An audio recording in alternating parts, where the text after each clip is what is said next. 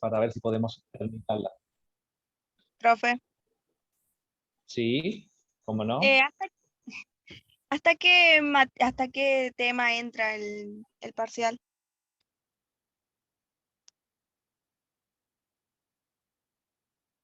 Parcial. Bien, Sí. entra hasta hoy, ¿sí? El Hasta tema hoy. que vemos hasta hoy, que serían hasta propiedades coligativas, con la práctica correspondiente, que es la que tiene la semana que viene, ¿sí? Ah, ok. Entonces, hoy, que estamos a 30 de septiembre, ya terminamos con los temas que entran para el parcial del 15 de octubre, ¿sí? O sea que tienen tiempo bien de recopilar la información y elaborar la consulta que sea necesaria. El 14 de septiembre, perdón, el 14 de octubre, probablemente ese día lo tengamos de consulta de teoría, ¿sí? O sea que tienen tiempo suficiente para poder hacer. Lo otro, tengan en cuenta que ahora también el viernes ya se habilita el segundo laboratorio, que también tiene que estar entregado antes del parcial. Así que no lo dejen. ¿Para qué fecha, Ulises, habría que entregar el segundo laboratorio? No me acuerdo de la fecha, pero son 2 semanas. Bueno, bien, Siempre sí. tienen 2 semanas para hacer. Por eso, pero es antes del parcial, ¿no es cierto? Sí, sí. Va a estar bien. Claro. Sí, sí. Bien. El día antes del Entonces, parcial. sería muy recomendable, claro,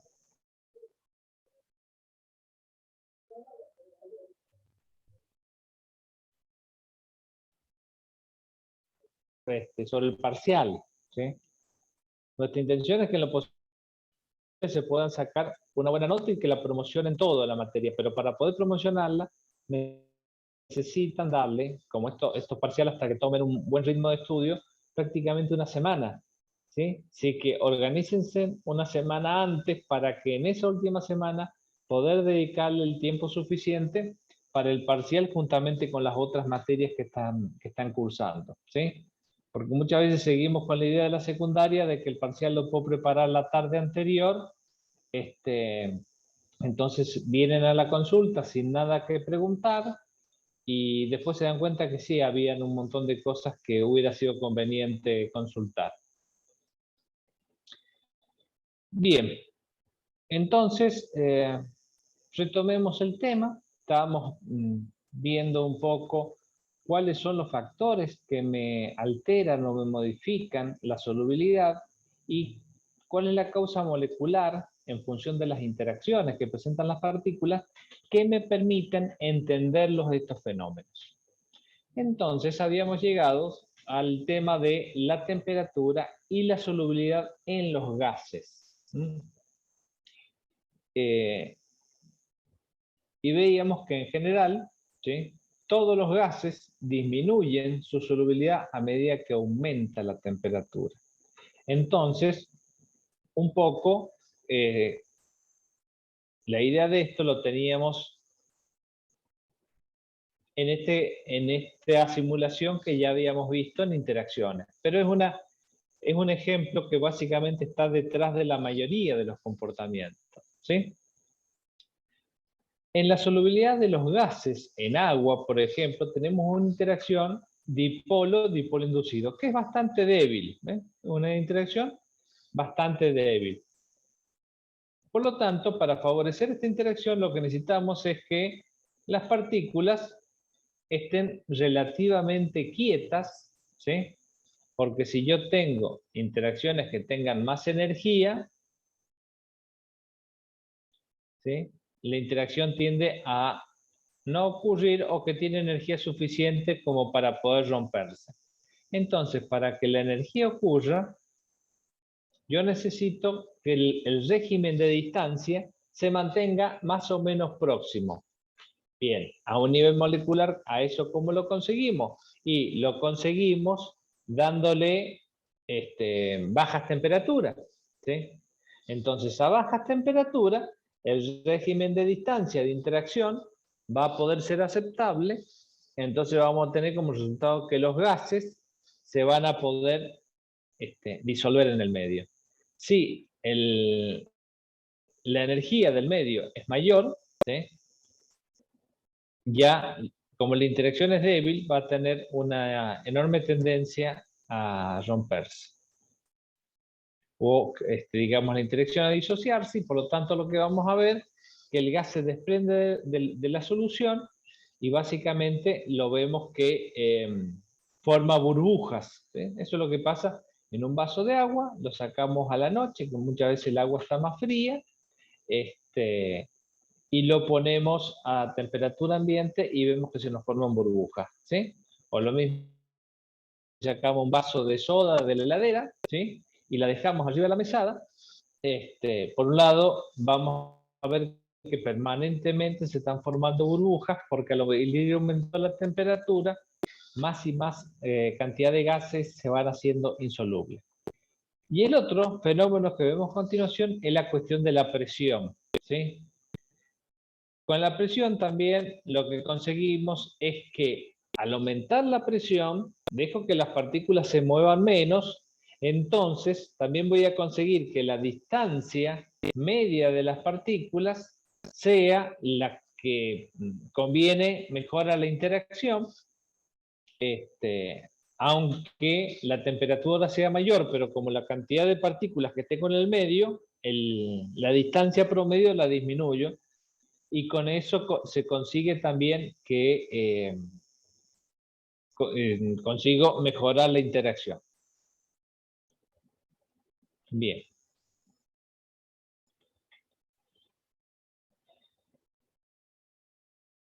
Entonces, con eso seguíamos en el tema, ¿sí? La presión y la solubilidad de los gases, ¿sí? Acá está, digamos, esto formalmente por una ley, la ley de Henry, ¿sí? Que me dice que la solubilidad de un gas en un líquido es proporcional a la presión del gas sobre la disolución.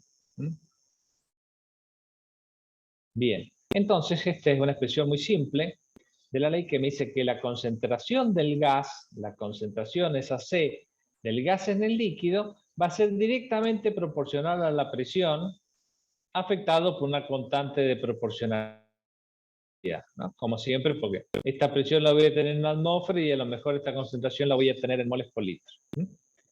Donde C es la concentración del gas disuelto y P es la presión del gas sobre la disolución.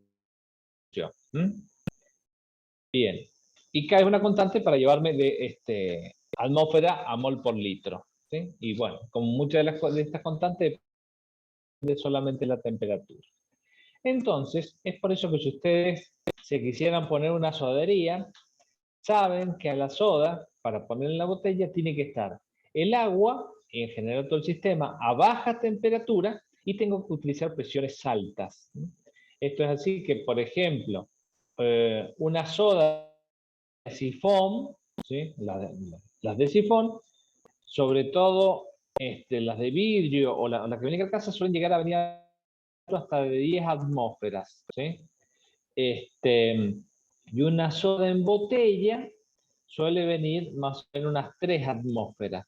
Las gaseosas suelen ser un poco menos y la cerveza también es menos, ¿sí? Que sí, por eso cuando ustedes prueban una soda y una cerveza, una gaseosa, van a notar como que la soda pica más, ¿no? Como que le siente que tiene más gas, mientras que los otros tienen menos.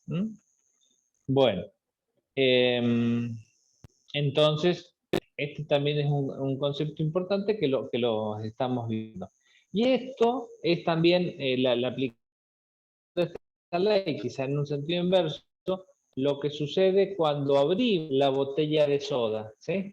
Disminuimos la presión interna, entonces, como la cantidad de gas solubilizado es directamente proporcional a la presión, al disminuir la presión interna, porque la hago igual a la presión externa, la cantidad de gas solubilizado, ¿sí? que está en solución, disminuye, ¿sí? Entonces, el exceso es lo que me aparece en las formas de burbujas dentro del recipiente.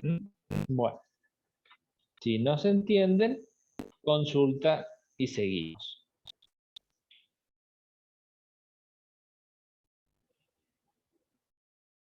Bueno, entonces ahí tenemos un ejemplo muy simple, que contra mayor cantidad de partículas tengamos del gas, más van a ser la proporción que se solubiliza, ¿sí?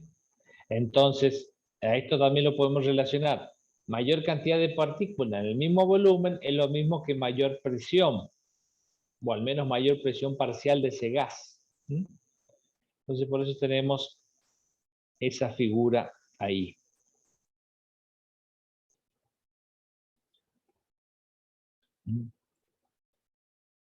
Bueno.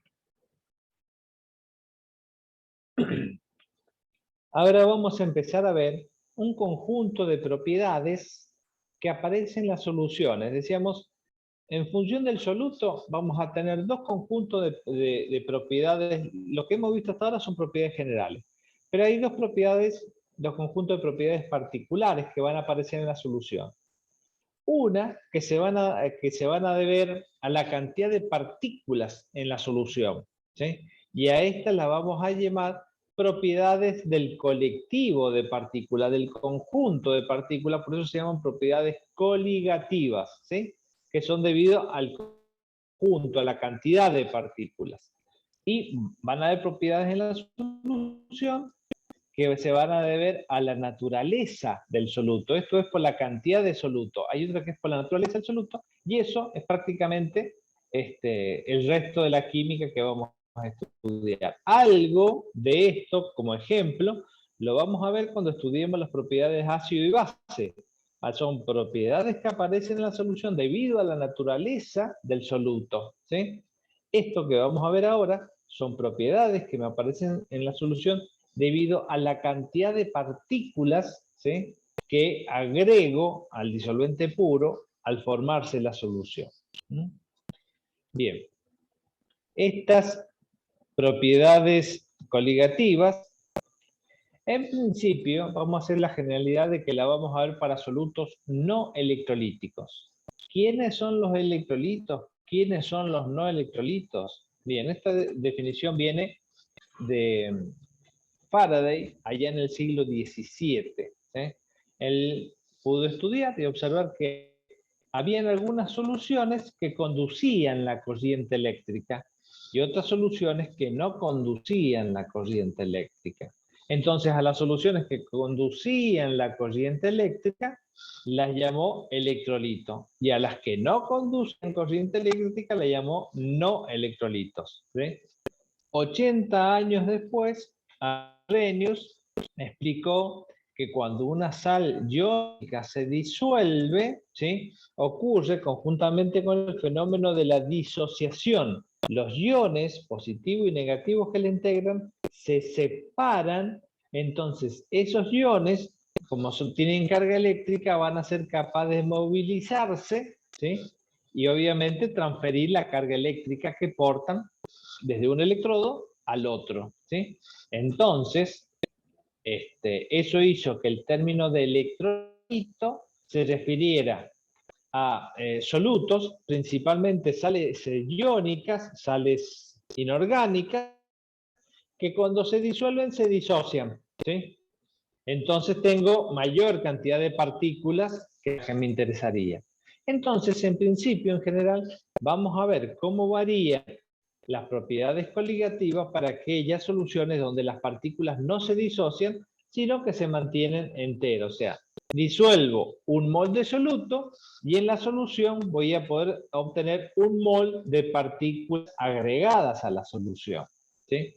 Entonces, por eso es que muchas veces una de las categorías decimos que trabajamos con no electrolitos. Entonces, van a ver que a lo largo de las propiedades coligativas van a haber dos clasificaciones generales: electrolito o no electrolito, ¿sí?, y volátiles y no volátiles. Por lo general, los electrolitos, como se disocian en iones y me generan interacciones fuertes, iones que también van a ser no volátiles, ¿sí?, porque son interacciones fuertes, es difícil que se escapen de la solución, ¿sí? Pero por ahí sí vamos a tener otros que van a tener la característica de ser volátiles. Bien, pero por ahora, la mayor parte de las propiedades calibrativas la vamos a estudiar en solutos no electrolitos, ¿sí? Y no volátiles. ¿Quién sería un soluto no electrolito que podríamos tomar de referencia? La glucosa, por ejemplo, el azúcar, ¿sí? El azúcar no es glucosa, es sacarosa, pero lo mismo, se comportaría como un no electrolito, ¿sí? O sea, ese tipo de iones que son capaces de, de iones no, de moléculas que se disuelven y se mantienen en sí como tal. Bueno, entonces, estas aclaraciones que son a veces importantes en el arranque, porque si no después se pierden como dónde pasamos el límite de una cosa a la otra. Bueno, entonces, primer punto que tiene que quedar claro, que todas las propiedades coligativas son propiedades que aparecen en la solución que van a depender solamente del número de partículas de soluto en la disolución y no de la naturaleza de las partículas de soluto, ¿sí? Bien.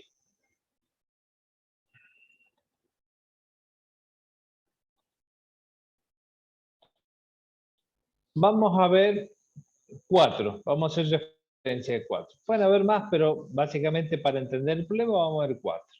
Uno es que, ¿qué le pasa a la presión de vapor cuando se forma una solución? ¿Sí? La presión de vapor depende básicamente del líquido del disolvente. Pero esa presión de vapor varía cuando se forma una presión de vapor y acá nos está diciendo que disminuye. Bien. Entonces, en general, siempre va a ocurrir de que una solución de un soluto que es no electrolítico, ¿sí? Y no volátil, estamos hablando de presión de vapor, entonces también hay que aclararlo que el soluto es no volátil, vamos a tener que la presión de vapor de la solución siempre va a ser menor que la del disolvente puro. ¿Y esto en qué sentido? Bien, entonces tenemos ahí una ecuación que nos está diciendo la presión de vapor de la solución va a ser igual a la presión de vapor del disolvente puro por la fracción molar que vamos teniendo de ese disolvente puro. ¿Qué era la fracción molar? Entonces acá tenemos que anotar al margen, averiguar qué era la fracción molar. Esto ya lo vieron en el General 1 o en el módulo de ingreso. Era cuántos moles, ¿sí?, en proporción tengo de una determinada especie con respecto al total de especies que tengo. Entonces puedo tener una fracción molar del disolvente o la fracción molar del soluto, en este caso. Cuando el disolvente está puro, solamente tengo, por ejemplo, agua, la fracción molar del agua va a ser 1. Estamos hablando de fracción molar del agua, va a ser 1. Y la fracción molar del soluto va a ser 0, porque no tengo soluto, ¿sí? A medida que voy agregando soluto, la fracción molar, o sea, cuántos moles tengo del soluto respecto a la cantidad de moles totales, va a ir aumentando, ¿sí? Y la fracción molar del disolvente va a ir disminuyendo, ¿sí? Entonces, era esa relación. Y acá vemos entonces cómo la cantidad de partículas que yo voy a tener me van a estar afectando la propiedad, ¿no? En este caso, sería la cantidad de partículas que me quedan del disolvente con respecto al otro, ¿no? Pueden que tengan por ahí otra ecuación que me lo muestra en función de las partículas del soluto. Bueno, pero eso, lo importante es entender de que la presión de vapor de la solución de un solvente no volátil siempre es menor que la presión de vapor del disolvente puro. Bien. Entonces, por acá me va a aparecer una parte de la ley de Raoult, ¿sí? Bien. Entonces, como decíamos, la presión con el cerito sería la presión de vapor del disolvente puro y X1 la fracción molar del disolvente. Porque obvio, la presión total va a ser igual a la presión que tendría el disolvente puro por la fracción molar, o sea, por cuánto hay de ese disolvente. ¿Sí? Bien. Entonces, supongamos que tenemos una solución de un solo soluto, ¿sí? Uno podría decir, la fracción molar del disolvente es 1 menos la fracción molar del soluto, ¿sí? que es normalmente el dato que más se maneja. ¿Mm? Bien, entonces uno podría decir la diferencia, o sea, cuánto disminuye la presión parcial, y para poder decir cuánto disminuye y que me quede un valor positivo, ¿sí? Como la presión parcial de la solución siempre va a ser menor que la presión parcial del disolvente puro, pues tenemos el disolvente puro, que va a ser mayor, menos la presión parcial de la solución. Eso me va a dar la disminución o la variación de la presión de vapor siempre como un número positivo, ¿sí? Y que básicamente todas las propiedades coligativas, que vamos a sacar los delta porque son cambios, ¿cuánto me cambia la solución respecto del disolvente puro? Siempre voy a tener deltas, y los deltas siempre van a estar acomodados para que me den positivo, ¿sí? Nota al margen para darse cuenta de por qué a veces parecieran como que están cambiados. Bien, y esta disminución de la presión parcial del vapor, para poder expresarla en términos del soluto, me queda expresado como la variación de la presión parcial de vapor va a ser igual a la fracción molar del soluto por la presión parcial del disolvente puro. Bien, la fracción molar del soluto. ¿Puede repetir la última parte, profe? ¿Qué Bien, pasa la con última bueno, la última parte, debido al despeje que hacemos de la presión parcial del disolvente puro menos la presión parcial de vapor de la solución, que es lo que se llamaría el delta P. Este delta P es lo mismo que decir disminución de la presión de vapor de la solución, va a ser igual a la fracción molar del soluto, que es normalmente el valor que saco y que manejo, por la presión parcial del disolvente puro. ¿Sí? Entonces ahora lo tengo expresado en función del soluto, de la fracción molar del soluto. Que la fracción molar del soluto es la cantidad de partículas que yo tendría en la solución agregadas por la presencia del soluto. ¿Sí? Bien.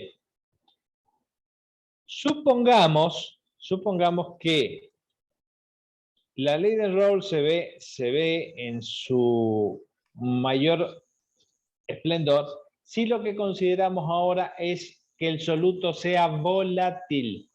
Lo de recién, el análisis de recién, era si el soluto era no volátil, por eso solamente estaba comprendida cuánto era la variación de la presión de la solución en función de un soluto no volátil. Pero ¿y si el soluto es volátil? Bueno, ¿qué nos dice la ley de Raoult respecto de eso?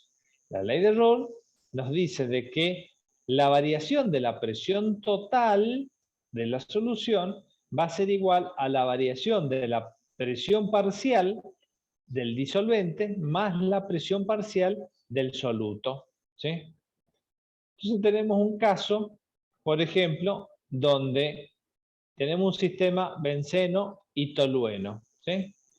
Los dos son líquidos, los dos son de la misma familia, se diferencian en un metilo, los dos son moléculas no polares, por lo tanto la interacción que tienen es dipolo inducido, ¿sí? Un modelo de interacción bastante débil, en general, para estudiarlo. Entonces, la presión parcial para cada uno de estos líquidos va a ser la presión parcial de cuando ese líquido está puro por la fracción molar que vamos a tener. ¿Ven? Es la misma presión de recién. Lo que aparece ahora es que el soluto también tiene una presión parcial, y la presión parcial del soluto también va a depender de la presión parcial del soluto cuando está puro por su fracción molar. ¿Sí? De manera que la presión total es la suma de las presiones parciales de la fase de vapor de cada uno de los constituyentes de la solución, ¿sí? En este caso, por ejemplo, benceno y tolueno, ¿sí? Acá tendríamos el tolueno, que podríamos considerarlo el disolvente, y el benceno, que podríamos considerarlo el soluto. Independientemente podríamos considerarlo al revés, ¿no? Pero ¿qué me dice este gráfico? Me dice que cuando el tolueno está puro, como es la molécula más grande, la que tiene las mayores interacciones, como es la que tiene interacción más fuerte, va a ser la que tiene la presión de vapor menor. Entonces, cuando está puro, tiene una presión de vapor menor. Y en el otro extremo, en el otro eje paralelo, tenemos acá el benceno, ¿sí? El benceno, que como tiene una menor fuerza de interacción, va a tener mayor presión de vapor. Acá sería cuando está puro. Bien. El tolueno, al ir mezclándose con el benceno, cada vez hay menos. Por lo tanto, la fracción molar del tolueno va disminuyendo y con ello disminuye su presión parcial, porque son directamente proporcionales. ¿Hasta cuándo? Hasta cuando no hay tolueno y por lo tanto no hay presión parcial del tolueno. Lo mismo pasa con el benceno. El benceno, al ir mezclándose con el tolueno, su fracción molar disminuye, ¿sí? ¿Hasta cuándo? Hasta que se hace cero cuando no hay benceno, ¿sí? Cero, por lo que sea, va a ser siempre cero. Bien, entonces, esta sería la expresión de la ley de Raoult cuando tengo un soluto volátil, ¿sí? En la diapositiva anterior era cuando el soluto era no volátil. Acá es cuando es soluto volátil. Entonces vemos en este caso que la presión parcial de la solución para un soluto volátil, ¿sí? Va a ser la suma de las presiones parciales de los dos. Si el soluto es más volátil que el disolvente, ¿sí? Si el soluto, que sería el benceno, es más volátil que el disolvente, en cualquier punto, ¿sí?, de la mezcla, la presión total de la solución siempre va a ser mayor que la del disolvente puro, ¿sí? Si fuese al revés, podría darse un soluto que sea volátil pero que tenga menor presión de vapor del disolvente. Bueno, va a ir disminuyendo, pero no va a ser nunca como en el caso de los solutos no volátiles. Así que para el caso nuestro vamos a tomar siempre que cuando decimos un soluto volátil, es un soluto más volátil que el disolvente puro, ¿sí? Bien. El tema que casi siempre hacemos hincapié en la ley de Raoult es que la ley de Raoult es para una solución ideal, ¿sí? Para una solución ideal. ¿Qué quiere decir una solución ideal? Una solución ideal es aquella en que las partículas no interaccionan, ¿sí? Pero básicamente en todo el curso venimos haciendo de que hay un modelo de interacción entre las partículas. Bien. Y la interacción entre las partículas me va a producir una desviación de la ley de Raoult, ¿sí? Claro, la desviación de la ley de Raoult es muy poquita, ¿sí? Pero existe una desviación. ¿Y a qué se va a deber? A la interacción entre las partículas, ¿sí? Entonces, básicamente, estos gráficos son gráficos muy exagerados, pero son para poder entender las situaciones. ¿Cuáles son las dos situaciones que se nos pueden presentar con un soluto volátil? Bueno, con un soluto volátil van a poder existir dos casos generales. Uno, en donde las partículas del soluto y del disolvente, cuando están en la solución, se atraigan con más fuerza que cada una por separado, ¿sí? O que las partículas en solución, cuando están en solución, se atraigan con menos fuerza que en los líquidos puros respectivos. Entonces, veamos esto. Un caso. Las partículas cuando se mezclan, soluto y disolvente, se agarran con más fuerza que cuando estaban en el líquido solo o en el soluto solo. No es el caso, pero es para darles una idea a ustedes, por ejemplo, cuando se forma una solución de una sal iónica. Las sales iónicas no son volátiles, pero lo que quiero decir es que normalmente la solución, ¿sí?, muchas veces la interacción ion dipolo que se forma es una interacción más fuerte que la que tenía el disolvente puro y a veces que hasta que la que tenía el cristal del que provino, ¿sí? Entonces, ahí teníamos un ejemplo. No es en este caso, porque en este caso el soluto es volátil, pero es para darle a usted un ejemplo que hemos venido trabajando. Entonces, al agarrarse con más fuerza, ¿qué va a pasar? Que la presión de vapor real y total va a ser menor que la que predice la ley de Raoult. Entonces vamos a tener un comportamiento por defecto de la ley de Raoult. Sería el caso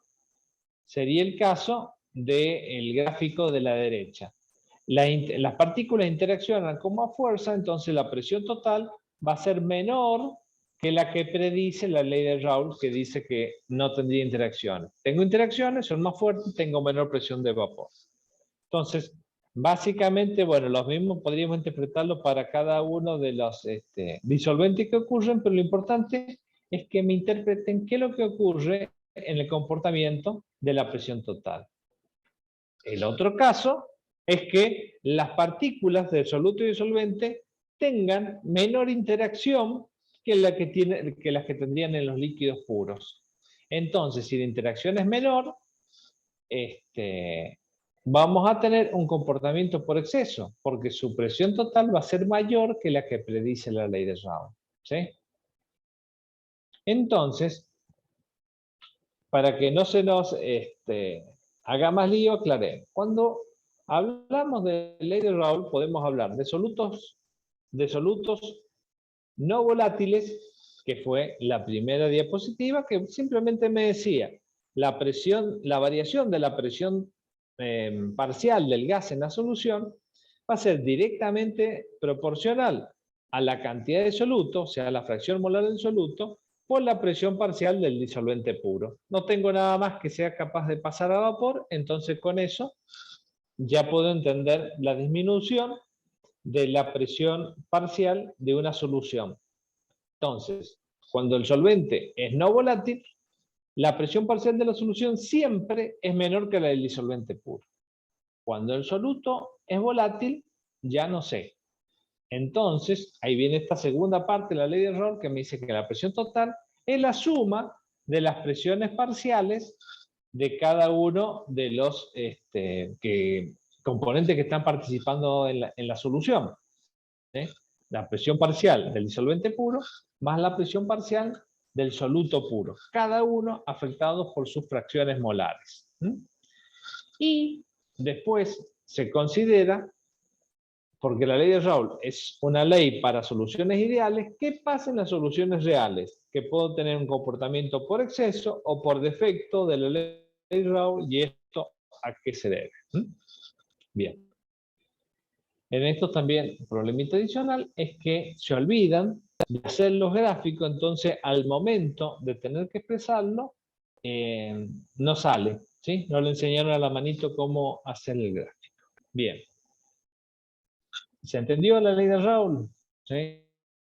Lo mismo está explicada, pero a veces es una ley muy simple, pero como tenemos tres aspectos distintos que contemplamos, si el soluto es volátil o no volátil, y si hay un comportamiento por exceso o por defecto de la ley de Raoult.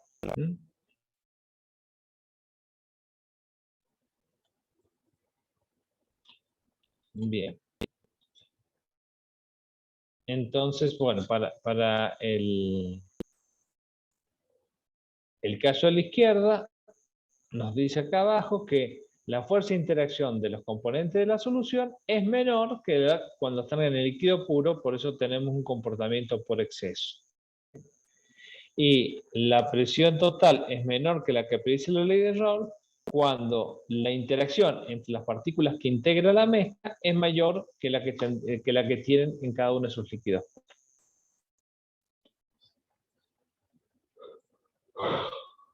Bien.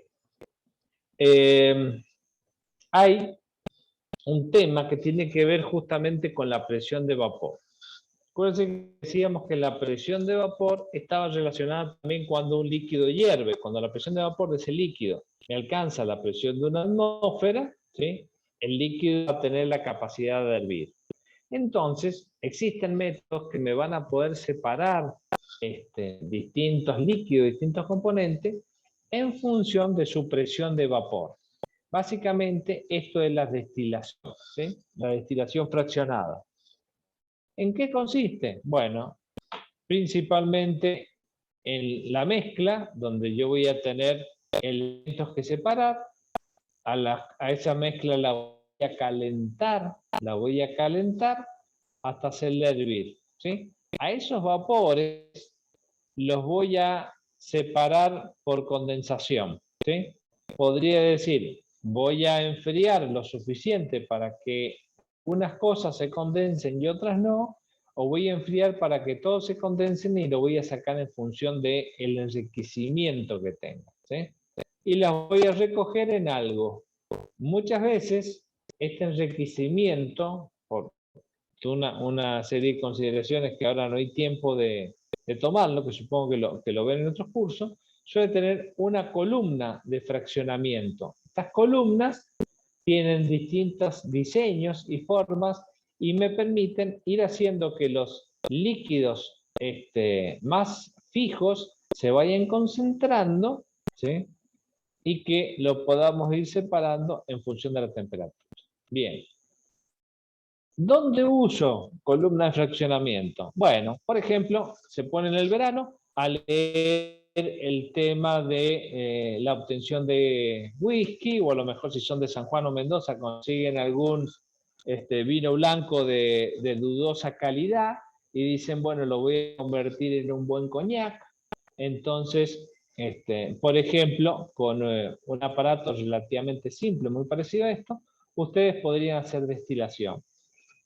Normalmente se desechan la cabeza, o sea, lo primero que se destila, se desecha porque eso suele ser rico en metanol, ¿sí? Entonces eso es tóxico, el metanol es tóxico, ataca al sistema nervioso central, o sea, fácilmente lo puede dejar ciego y sin hígado, entonces se desecha.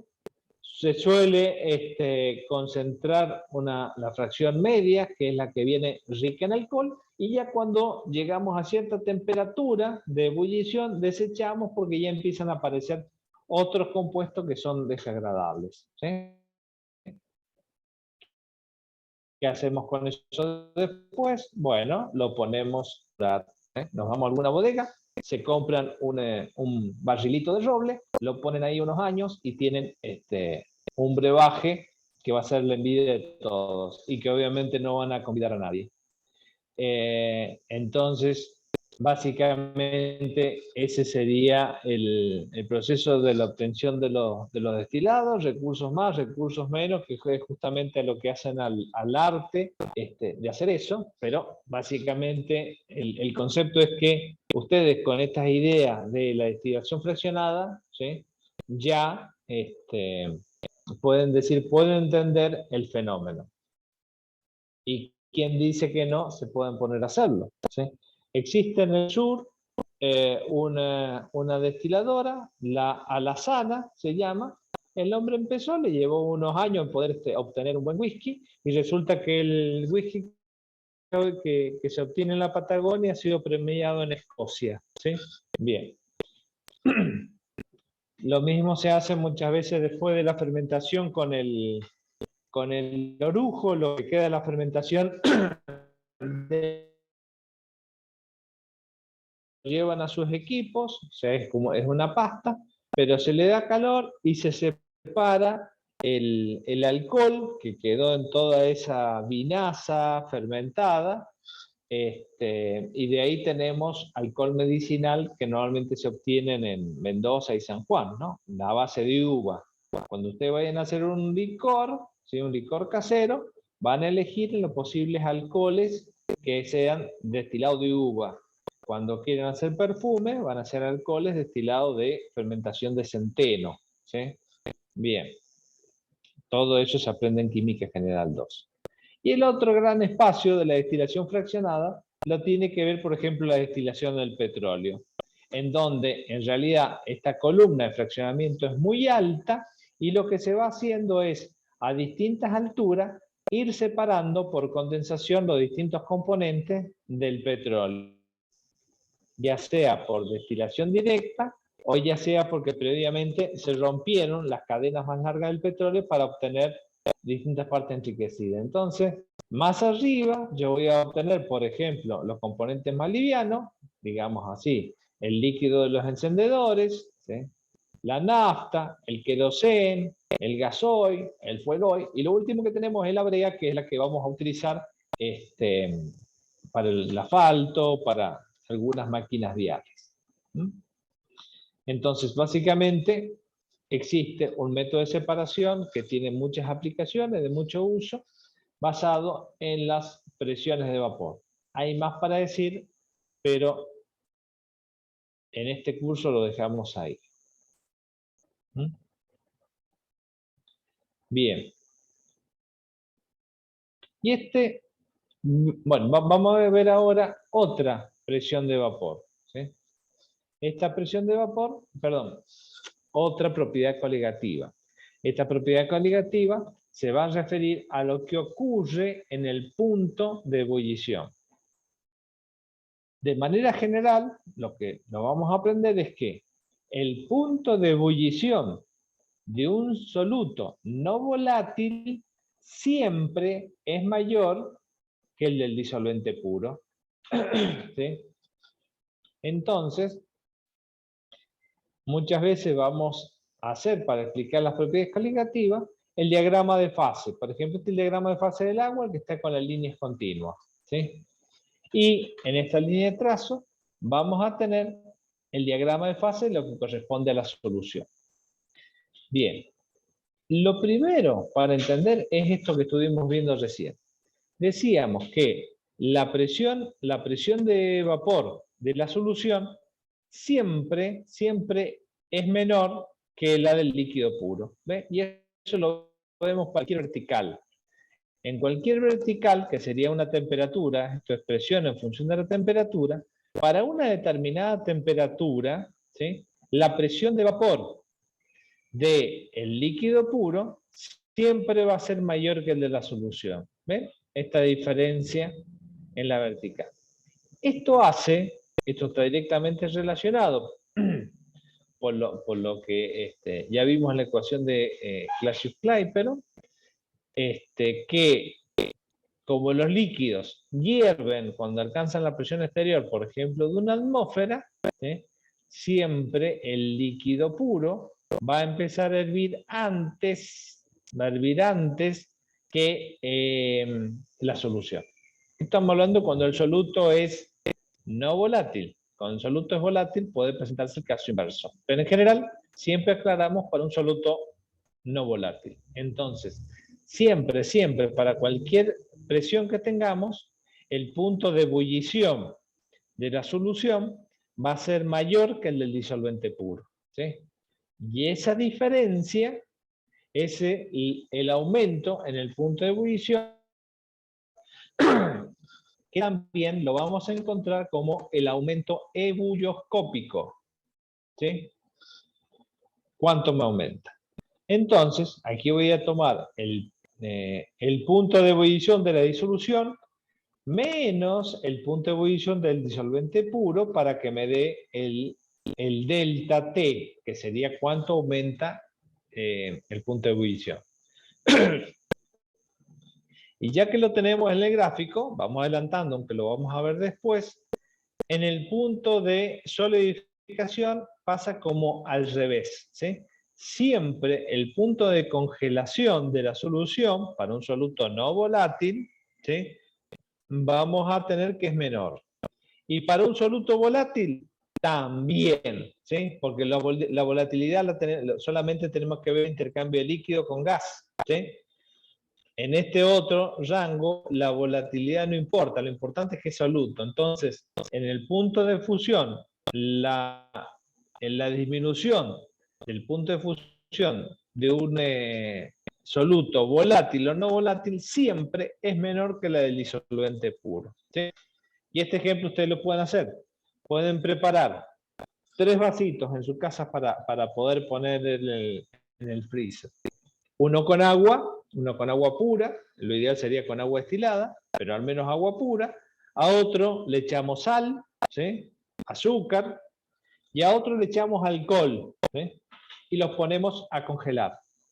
Como el freezer tiene menos 20 o menos 18, ¿sí? Aunque a veces en la casa lo tenemos tan lleno que no congela nunca, entonces en el freezer van a tener que controlarlo cada tanto y van a ver que cuando el agua se congeló, las otras soluciones todavía no. Y si se congelaron, cuando lo dejen que se derritan, van a ver que las otras soluciones funden antes que la del agua pura.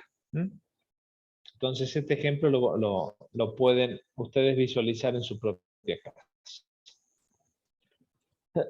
Bien, entonces, esta diferencia, este segmento horizontal entre el punto de ebullición del disolvente puro con respecto al punto de ebullición de la disolución, es lo que vamos a llamar el aumento ebullioscópico o el aumento en el punto de ebullición, ¿sí?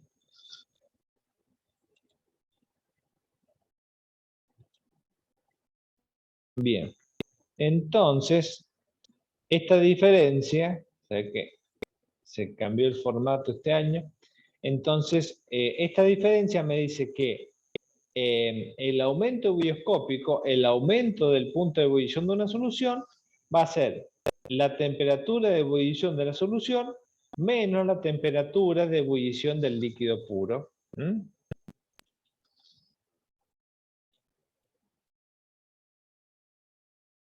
Bien, es lo que decimos. Y siempre, para un soluto no volátil, el punto de ebullición de la solución va a ser mayor que el del líquido puro. Acá, bueno, sé que al presentarlo esto se corrió, acá aparece una M, esta M tendría que estar acá. Esta diferencia, este aumento ebullioscópico, como decimos que depende de la cantidad de partículas, es que también se puede decir el aumento ebullioscópico, el aumento en el punto de ebullición, va a ser igual o directamente proporcional a la molalidad, ¿sí?, por una constante específica que va a depender de la temperatura. Bien, aclaramos entonces. La molalidad también fue una unidad de concentración, que ya vieron en General 1, la otra era la molaridad. ¿Qué era la molaridad? Para que podamos establecer la diferencia, decíamos, es la cantidad de moles de soluto que tengo en 1000 mililitros de solución, ¿sí? Entonces acá se me mete en el medio la densidad. Yo no puedo hacer una correlación más o menos directa con la cantidad de partículas que tengo en el medio, ¿sí? Por eso, normalmente para las propiedades coligativas se usa la molalidad, que era la cantidad de moles del soluto que tengo en 1000 gramos del disolvente, no de la disolución, ¿sí?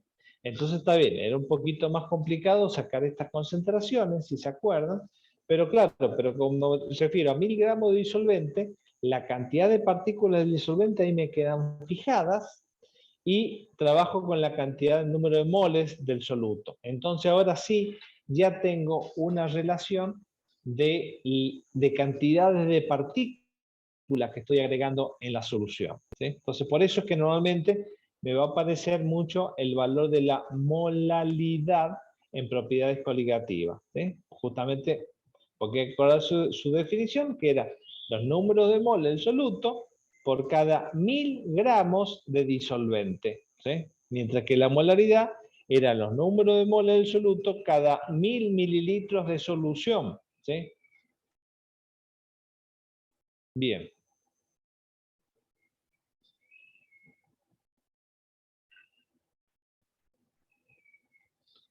El mismo gráfico, pero bueno, viéndole ahora el otro extremo que decíamos, la disminución del punto de congelación era la otra fracción, que siempre va a ser menor, ya sea el soluto volátil o no volátil, electrolito o no electrolito. Siempre va a ser menor. ¿Cuánto menor? Bueno, eso va a depender de la cantidad de partículas en el soluto, ¿sí? Bien. Pero en este caso, la disminución de la temperatura de fusión, o también lo vamos a llamar el descenso crioscópico, ¿sí?, va a ser, en este caso, como el punto de fusión del líquido puro menos el de la solución. ¿Ves? Pareciera como que está al revés, pero es así yo obtengo también este valor como positivo. Líquido puro, que es mayor, menos el de la solución, que es menor. Entonces me queda un valor positivo y lo llamo este delta T de fusión o el valor del descenso crioscópico. Bien, bueno, siempre va a ser mayor el del líquido puro que el de la solución, por lo tanto el delta T va a ser 0. La expresión es más o menos la del mismo tipo. Acá también se corrió, esta M está multiplicando, acá, ya antes de cargárselo de nuevo, se los voy a corregir. Entonces me está diciendo, la disminución del punto de congelación de la solución es siempre menor que la del líquido puro y va a ser directamente proporcional a la molalidad por una constante específica que, como siempre, depende de la temperatura. Bien. Constante molar. Entonces, veamos un poquito, ya que estas constantes van a ser propiedades intrínsecas, van a ser características de cada sustancia. Entonces, bueno, con ello se van a poder hacer tablas, ¿no? Entonces, miramos el agua, por ejemplo, que tiene un punto de congelación de 0 grados, tiene una constante molar crioscópica de 1,86 y una constante ebullioscópica, esta sí, porque es la que hierve, de 0,52. Entonces, vemos constantes más altas, ¿sí? Vamos a ir teniendo otros valores de estas propiedades, ¿sí? Que obviamente van a depender también de cuánto era el punto de fusión del líquido puro, ¿sí? Entonces, como está dependiendo de dos valores, que en definitiva van a depender también de la interacción, a veces se hace alguna diferencia en poder interpretarlo. Bueno, lo importante es que las constantes van a tabla, ¿sí? Eso no se la vamos a pedir de memoria. Entonces, lo que sí, por ejemplo, a veces uno puede ya calcular o inferir ciertos valores. Entonces, tenemos acá un ejemplo. ¿Cuál es el punto de congelación de una disolución que tiene 478 gramos de etilenglicol? El etilenglicol va a estar presente en todo lo que usemos como anticongelante, ¿sí? Y es justamente una molécula que tiene muy buenas propiedades porque tiene dos oxidrilos, por lo tanto va a formar una gran cantidad de puentes hidrógeno. Entonces va a tener muy buena interacción, va a tener muy baja volatilidad, o sea, no se me va a volatilizar como si fuera alcohol. Dialcohol, glicol, va a tener una muy buena interacción con el agua, muy baja volatilidad. Entonces, como es un buen soluble, también va a permitir de que estas propiedades de disminución del punto de fusión va a ser considerable y va a ser interesante. Bueno, y me dice que va a estar disuelto en 3.200 gramos de agua. Esto es para facilitarme muchas veces el cálculo de la molaridad. Y la masa molar del etilenglicol, ¿sí? O sea, su peso molecular es de 62 gramos. ¿Sí? Entonces, muchas veces el dato que necesito acá sería la constante.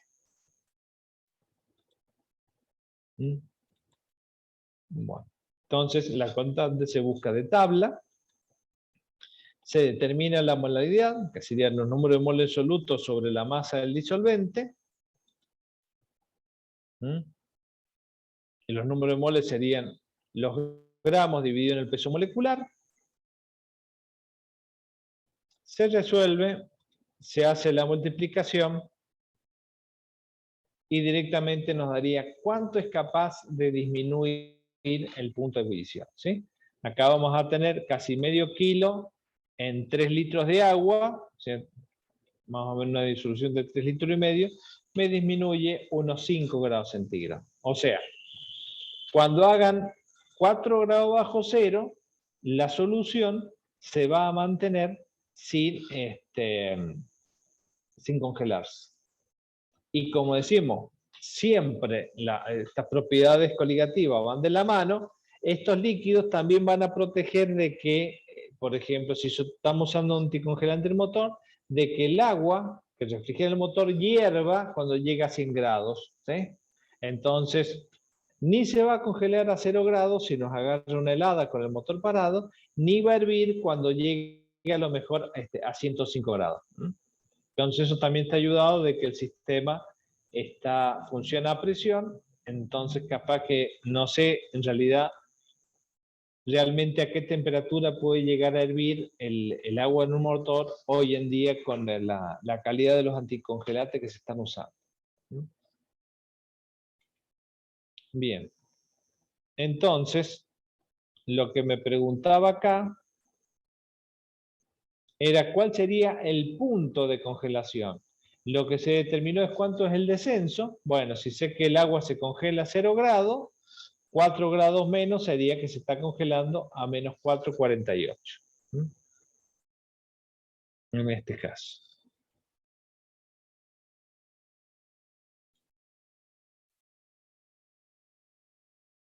Bien. Entonces ya hemos visto 3 propiedades coligativas.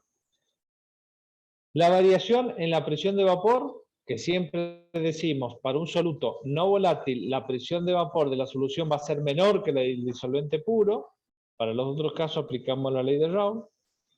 Siempre, para un soluto no volátil, el punto de ebullición de una solución va a ser mayor que el del disolvente puro. Y el punto de fusión para una solución siempre va a ser menor que la del disolvente puro. ¿Sí? 3 hasta ahí. Y hay una cuarta que no tiene, o sea, en principio parecería no estar relacionada con esta cuestión de la ebullición o de la congelación, que tiene que ver con la ósmosis. ¿Sí? La ósmosis y la difusión. A ver si se puede. Entonces, lo primero que vamos a tratar es de entender la particularidad entre lo que sería un proceso de filtración y de ósmosis, o lo que hacen los solutos respecto a una membrana. ¿Sí? Si la membrana tiene un poro muy pequeño, solamente va a tener la capacidad de pasar las moléculas más pequeñas, que normalmente son las del agua. ¿Sí? Si es más grande, yo ya voy a estar con un fenómeno de filtración, porque voy a estar separando las moléculas en función de su tamaño, o que sería casi lo mismo de su peso molecular, ¿no? Por eso yo puedo separar metabolitos de proteínas, por ejemplo, gracias a membrana. Hoy en día con los trabajos de membrana es muchísimo lo que se puede hacer, y cualquiera que esté interesado ahí le puede preguntar al profesor Ulises González, que ha trabajado durante años en ámbito de investigación en filtraciones a través de membranas, y es un campo que tiene desarrollos muy interesantes. Bien. Pero lo que me interesa es primero entender lo que es el fenómeno de ósmosis y entender por qué se produce una ósmosis y por qué no se produce una filtración.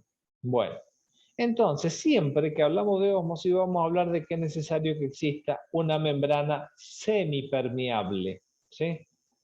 ¿Qué va a querer decir esto? Una membrana que va a permitir solamente el paso de las moléculas del soluto. ¿Sí? Entonces, supongamos que de un lado tengo una solución más concentrada que la del otro. ¿Sí? Vemos que normalmente hacia el lado de la solución más concentrada es hacia donde viene y aumenta el nivel del líquido. ¿Sí? Si estos recipientes estuviesen cerrados, el nivel de líquido va aumentando hasta cierta altura, en donde ya más no puede. ¿Por qué? Porque pasó cierta cantidad de líquido, esa cantidad de líquido me generó una especie de columna, lo podemos imaginar como una columna de líquido. Esa columna de líquido fácilmente lo podemos interpretar como una presión hidrostática, ¿sí? La presión se va a deber por la altura, por la densidad y por la gravedad, ¿sí? La presión que me hace. Entonces esta presión hace una fuerza sobre las partículas del sistema que hace que el proceso de ósmosis se detenga, ¿no? Si no fuese por esto, la ósmosis seguiría hasta que no quede líquido de este lado. Bien. Entonces, antes de seguir más,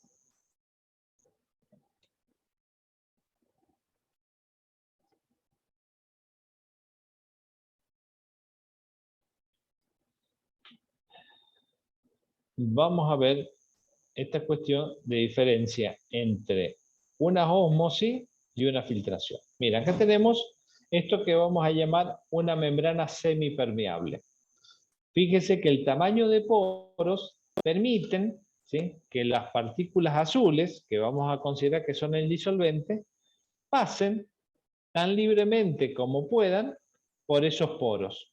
Mientras que las partículas verdes, que vamos a llamar el soluto, ¿sí?, no pueden pasar porque el tamaño del poro es menor que el tamaño de las partículas, ¿sí? Entonces, si le vamos dando el tiempo, vamos a poder observar de que las partículas del disolvente, las azules, van a ir pasando, van a ir pasando, van a ir pasando, ¿sí? Hasta que, bueno, llega un momento que se va a establecer un equilibrio, en este caso, porque es una cuestión que no hay mayor interacción, no hay una interacción particular entre las partículas verdes y las azules, que muchas veces sí lo hay en los fenómenos reales, pero lo importante es que se den cuenta de que en este sistema ideal, sin interacción en las partículas, ¿sí?, las partículas azules, ¿sí?, migran o difunden sobre el espacio de las partículas verdes, ¿sí? Eso sería, desde ya, lo que vamos a contemplar que está en el corazón del proceso de ósmosis, ¿sí? Tenemos la posibilidad, por ejemplo, de aumentar el tamaño de poro de las partículas, ¿sí? Entonces, cuando llegamos a cierto valor de tamaño de poro, ya una parte de las verdes pueden empezar a pasar, ¿sí? Entonces, básicamente, acá vamos a tener una difusión en ambos sentidos y prácticamente lo que estaríamos aplicando sería la ley de Graham, donde la difusión tiene que ver con el peso molecular y la velocidad de cada partícula. Bien, pero lo importante era que ustedes pudiesen darse cuenta cuando llamamos a una membrana semipermeable, ¿sí? Semipermeable quiere decir que va a tener los poros lo suficientemente chicos para que pasen las moléculas más pequeñas, ¿sí? Entonces, de esta manera vamos a trabajar, por ejemplo, queremos que solamente pase el agua, bueno, vamos a tener fenómeno semipermeable y vamos a tener fenómeno de ósmosis, ¿sí? Esto, obviamente, en un lugar donde se produce es en el riñón. ¿Puedo tener zonas con poros más grandes? Bueno, entonces lo que voy a dejar que pase el agua y que pasen algunos iones, por ejemplo, sodio, potasio. Un poro más grande, bueno, ya pueden pasar, por ejemplo, azúcares, aminoácidos, vitaminas, ¿no? Y me van a quedar del otro lado macromoléculas como las proteínas, por ejemplo. Entonces eso hace que cuando la presión osmótica sea producida, por ejemplo, por sales o por solutos pequeños, se va a llamar ósmosis, ¿sí? Pero cuando la presión sea producida por proteínas, vamos a tener lo que vamos a llamar la presión oncótica, ¿sí? No osmótica. Bien. Entonces, importante que les quedara idea de este concepto de membrana semipermeable. Entonces, normalmente el líquido va a pasar. Si los líquidos estuvieran cerrados en un recipiente con una columna por la que pudiesen ascender, ascenderían hasta cierto valor, que ese valor lo vamos a llamar presión osmótica, porque sería una columna de líquido que me va a generar una presión hidrostática. Bien. Entonces, definición, es el paso selectivo de moléculas del disolvente a través de una membrana porosa en una disolución diluida a una más concentrada, ¿sí? Disolución diluida del soluto a una más concentrada del soluto. En algunos textos pueden encontrar que habla de el espacio donde yo tengo mayor concentración del disolvente a donde tengo menor concentración del disolvente, ¿sí? Es lo mismo, nada más que hay que entenderlo en función del disolvente. Bien, ¿qué más? Bueno, me pasa del diluido al más concentrado.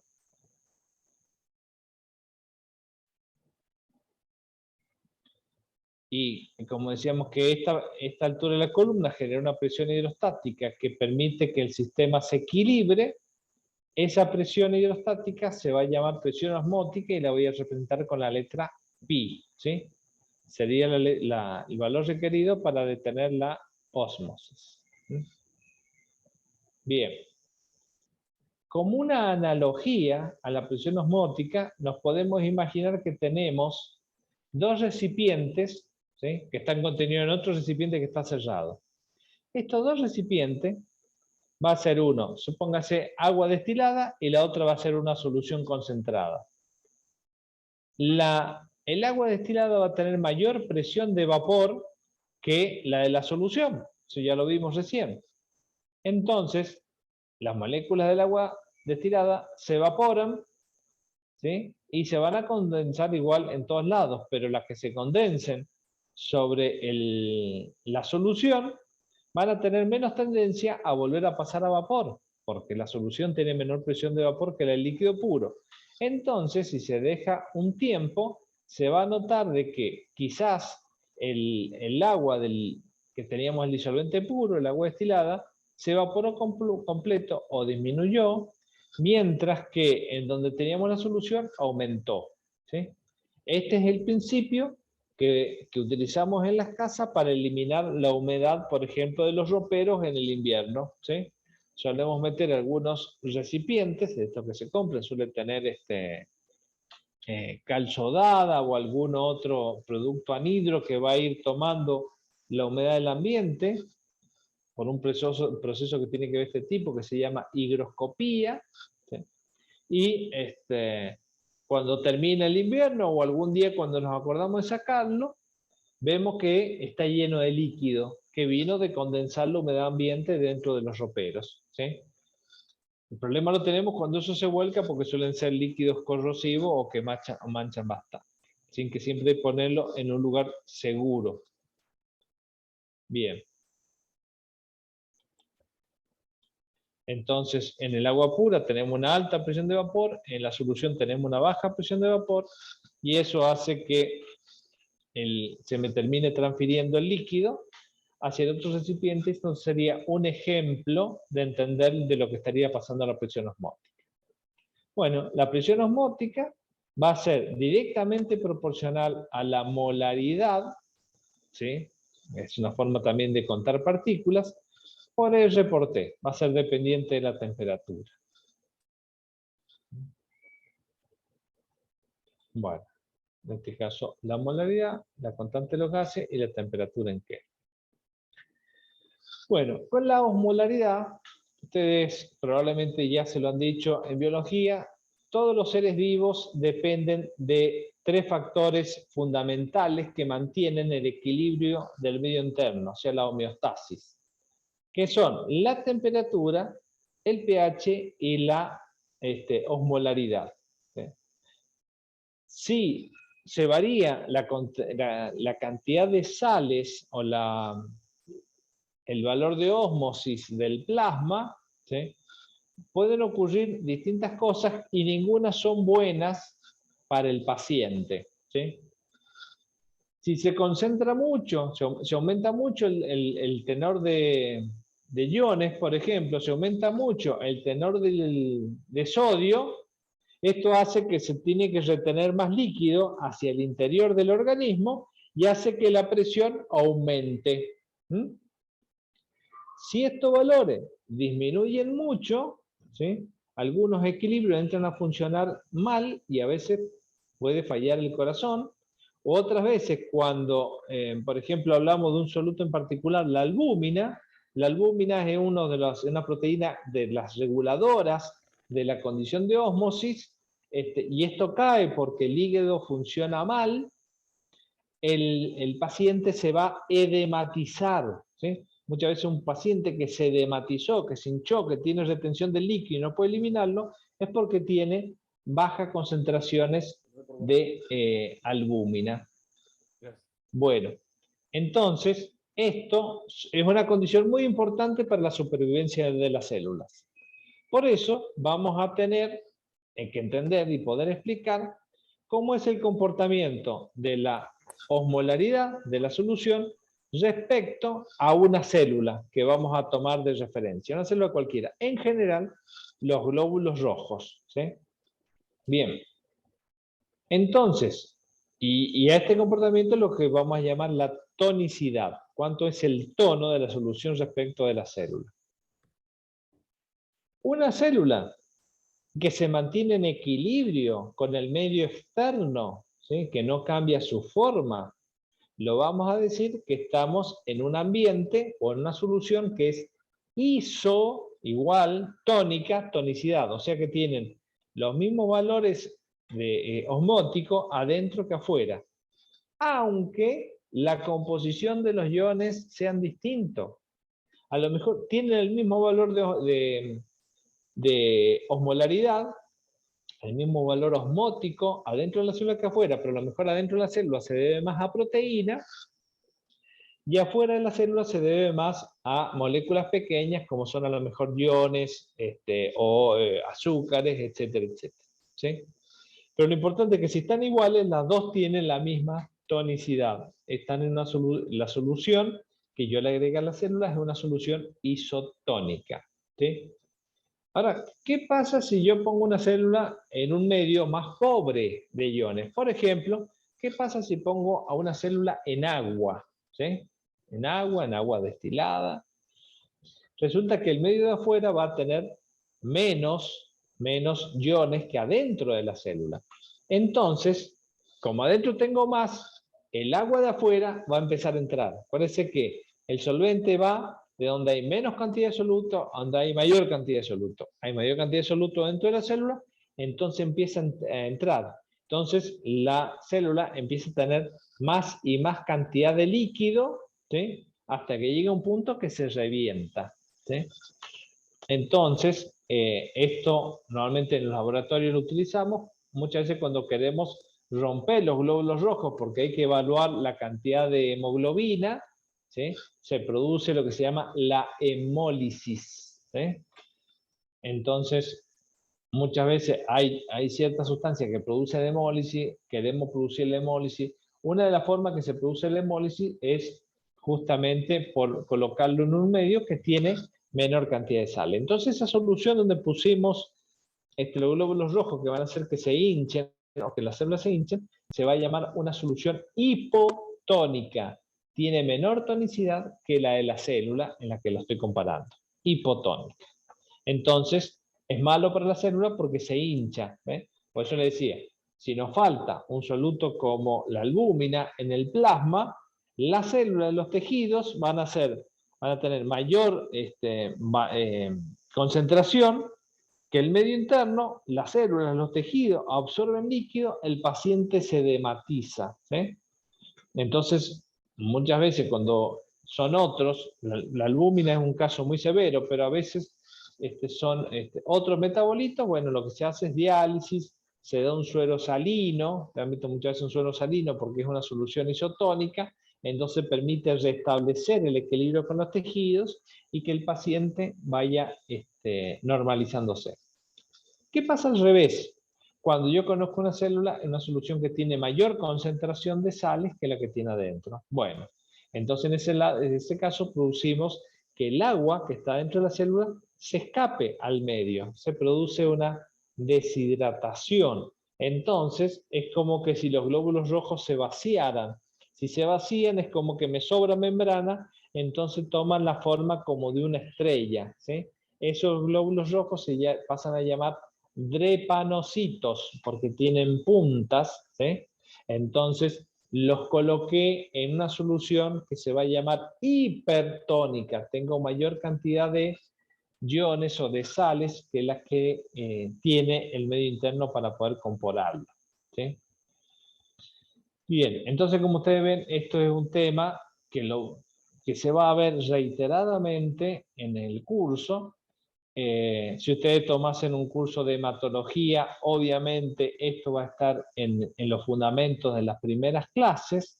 Lo mismo si cuando ustedes estudien en función del riñón, ¿sí? Cómo evaluarlo.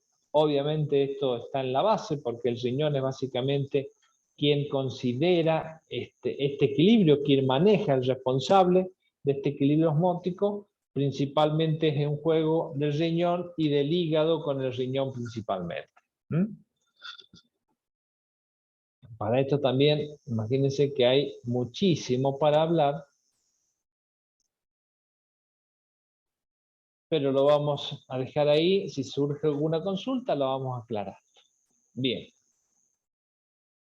¿Qué pasa con las propiedades coligativas de la disolución de no electrolitos? Bien, como decíamos, estas dependen del número de partículas del soluto en la disolución y no de su naturaleza, ¿sí? Entonces tengo tantas partículas, yo tengo ahí la expresión de la presión de vapor, la elevación del punto de ebullición, del punto de congelación y de la presión osmótica. ¿Y los electrolitos? Los electrolitos, como decía, lo que tengo que considerar que van a ser disoluciones en donde la cantidad de partículas que yo voy a tener van a ser distintas. Imaginemos cloruro de sodio, un electrolito fuerte, quiere decir de que yo voy a tener una disociación completa de los componentes. O sea, si disuelvo un mol de cloruro de sodio, yo en solución voy a tener un mol de iones sodio y un mol de iones cloruro. Entonces, las propiedades coligativas para una solución de cloruro de sodio, como van a depender de la cantidad de partículas, serían el doble de la que yo tendría, ¿sí? Si tuviese otro tipo de solución. Bien. Entonces, para cuantificar esta capacidad de disociación me aparece lo que se va a llamar el factor de Van 't Hoff. No nos confundamos con lo que vamos a ver después, la ecuación de Van 't Hoff. Esto es el factor de Van 't Hoff. Es el mismo Van 't Hoff, pero en trabajos distintos que hizo. Este factor de Van 't Hoff lo vamos a llamar como una I latina. Y es el cociente entre el número real de partículas de la disolución después de que éstas se disocien, ¿sí? Dividida en el número de fórmulas disueltas inicialmente en la disolución. ¿Dónde está lo que hay que entender acá? Lo que pasa es que hay muchas sales que no van a ser electrolitos tan fuertes, ¿sí? Entonces, cuando se disuelven, no todos los iones se separan en su anión y en su catión como pasa con el cloruro de sodio. En muchos van a quedar el anión y el catión unidos formando lo que se va a llamar el par iónico. Entonces esos par iónicos se disuelven, ¿sí? Andan por ahí con una corona de hidratación mixta, perfectamente solubilizado, pero no se terminan de separar. Así que si no se terminan de separar, no son dos partículas, son una. Entonces, una cosa es cuando escribo la fórmula y digo, bueno, voy a tener tantas cantidades de aniones, tantas cantidades de cationes, y otra cosa es lo que en realidad tengo, ¿sí? Entonces, ese número de unidades de fórmula disuelta inicialmente, ¿sí? Es distinto del número real de partículas que yo voy a tener después de la disociación. Como hay cierta discrepancia en la realidad entre uno y otro, es donde viene a ser útil este factor de Van 't Hoff. En el caso de los no electrolitos, ¿sí? O sea, sustancias que no se disocian como el azúcar, como la glucosa, por ejemplo, el factor de Banov va a ser 1. Por eso las ecuaciones que veíamos recién, por 1, siguen siendo esas ecuaciones.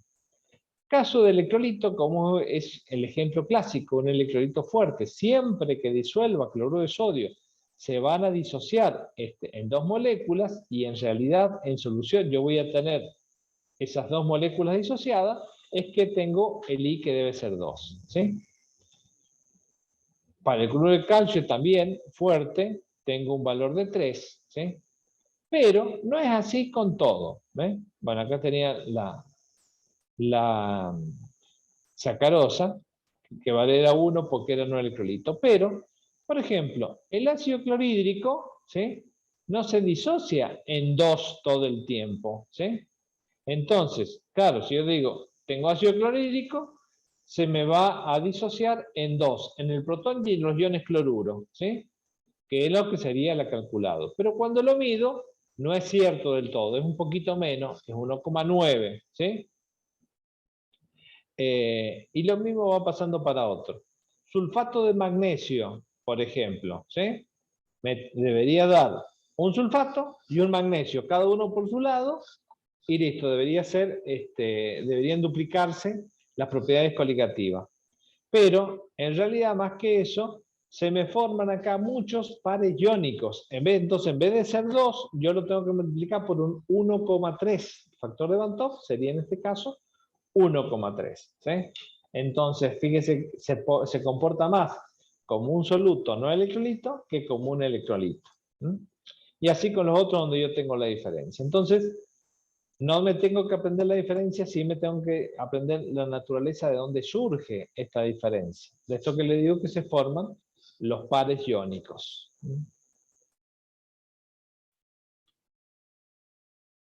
Bien, y en todas las ecuaciones van a aparecer que van a estar afectadas por ese factor de Banov I.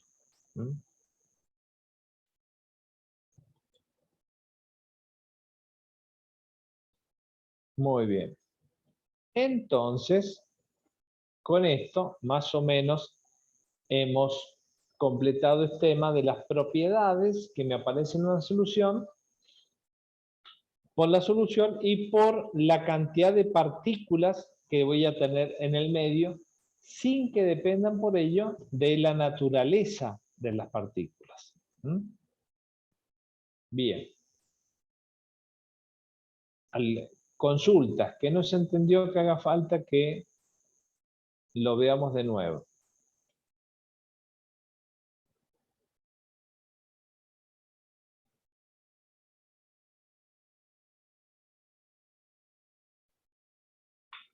Se estuvo escuchando, ¿no? No me dejaron callado. Si es así, bueno, Ulises, ¿podrás cortar ya la grabación? Sí, se escuchó, profe.